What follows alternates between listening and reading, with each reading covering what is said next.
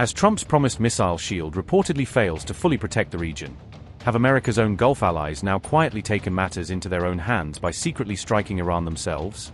After enduring near-daily attacks for weeks on end, have Arab states finally decided to turn their own guns directly on Tehran instead of waiting for Washington to act? Are Gulf nations now abandoning old strategic red lines entirely, as Arab allies appear to steadily lose faith in Trump's ability to actually protect them? According to a Wall Street Journal report published on July 24, both Bahrain and Kuwait secretly struck Iranian sites back in early July. These strikes specifically targeted drone and missile storage depots inside Iran, marking the very first direct retaliation these two nations had ever carried out against Tehran. The Wall Street Journal reported that both Kuwait and Bahrain relied on their relatively small air forces, equipped primarily with Western-made fighter jets, to carry out these operations. Interestingly, the report revealed that the UAE played a supporting role behind the scenes, providing both target intelligence and defensive air cover for the operation. It's worth remembering that the UAE had already carried out dozens of its own airstrikes against Iran earlier in this conflict, according to previous reports. Iran has largely avoided directly attacking the UAE in recent weeks, though it did strike 2 Emirati tankers at sea during the month of July. According to the Wall Street Journal, these coordinated attacks signaled a clear rise in Arab military cooperation aimed directly against Iran.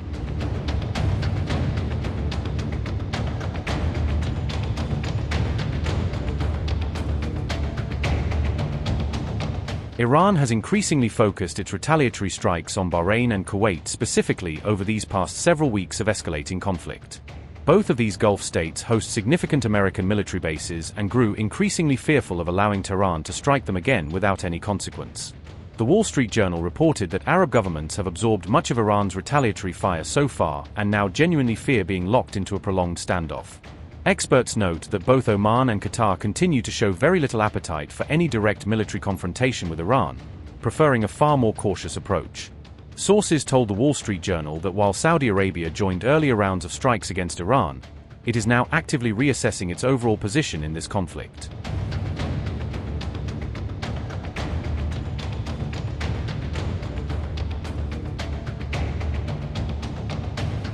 As Iran and the United States continue to trade strikes, Tehran has claimed a fresh blow against Washington by announcing new attacks on American forces. On July 24, Iran said it had used Arosh drones to hit U.S. military facilities in Kuwait, framing the operation as part of its expanding campaign beyond Iran's own borders. According to reports, the Islamic Revolutionary Guard Corps, IRGC, claimed it struck the U.S.-operated Ali al-Salem Air Base in Kuwait, a key hub for American air operations in the region. The IRGC also said it carried out attacks on Camps Arif Jan, Doha, and Adayri in Kuwait, suggesting a coordinated barrage against multiple U.S. sites inside a single Arab nation. Iran's military claimed that 6 large buildings were destroyed and 3 others were seriously damaged in these strikes, implying extensive structural damage across the targeted facilities. Significantly, Tehran asserted that a number of U.S. personnel were killed or wounded, although Washington has not publicly confirmed those casualty figures in full. Iran further stated that buildings housing U.S. personnel and ammunition were among those destroyed, portraying the attack as both a human and logistical blow to American forces.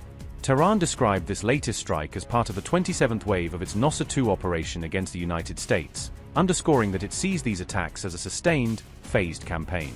Just days earlier, on July 18, Iran targeted a Jordanian airbase, killing 3 American troops in one of the deadliest single incidents for U.S. forces since the war began. Another U.S. soldier was killed in Iraq in what was described as an uncontrolled detonation, adding to the mounting toll of American casualties across the region. Meanwhile, on July 23, the U.S. government lowered its official death toll from the Iran war, a move that drew scrutiny given the ongoing attacks and reported losses. Officials did this by removing 4 troops killed in Jordan from the official Iran war tally, arguing those deaths occurred under circumstances they no longer classify the same way.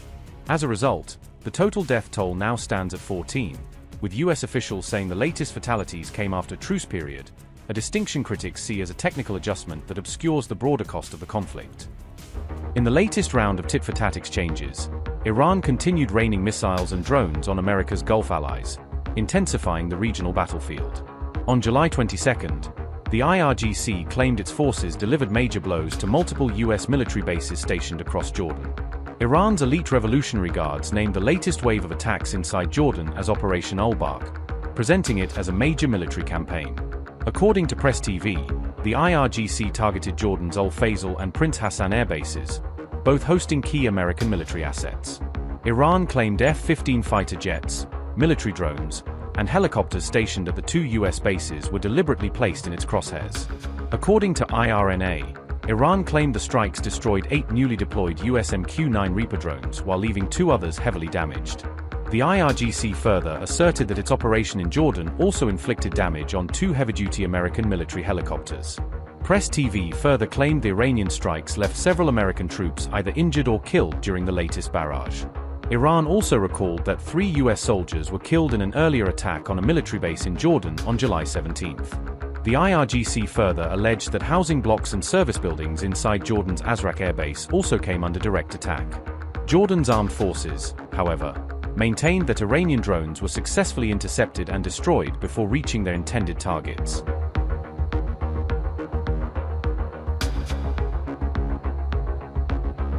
Beyond Jordan, American military installations in Kuwait and Bahrain also reportedly came under an intense onslaught of Iranian missiles and drones. Iran claimed its Arosh drone struck equipment depots and aircraft hangars inside Bahrain's strategically important Sheikh Isa air base. Iran said its drones targeted US military facilities at Camp Doha in Kuwait on July 22 during its latest round of attacks. According to Iran's Tasnim news agency, the strikes hit ammunition depots and logistics equipment used by US ground forces. Tehran described the operation as a direct response to what it called repeated US military aggression against Iran. Iranian officials said the country's armed forces remained fully prepared to respond to any further US military action in the region. Amid the reported attacks, Kuwait said its air defense systems were intercepting hostile drones over parts of the country.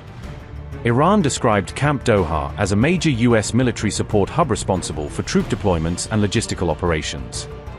Meanwhile, Al Jazeera reported that Kuwaitis began rationing electricity after strikes reportedly damaged parts of the national power grid. Kuwaiti authorities said conservation measures helped reduce pressure on the electricity network during periods of peak demand.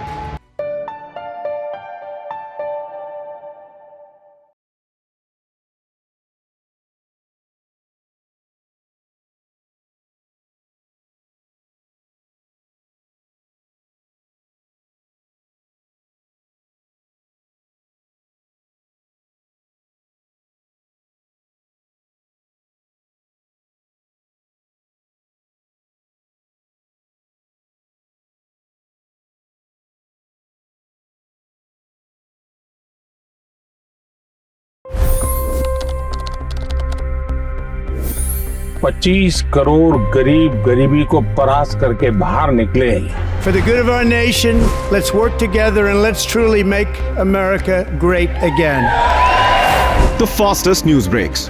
Requested PM saying that look, you will have to speak to Putin and to Zelensky. The biggest newsmakers. The relationship with India is probably the most important bilateral relationship the US will have for the rest of this century. The capital delivered quite an election result today. Expert analysis. The million-dollar question today is how to stop this dance of death. Ground reports. I'm standing at the crossroad of the Kumbh Mela. Behind me are more than 100 entry ghats.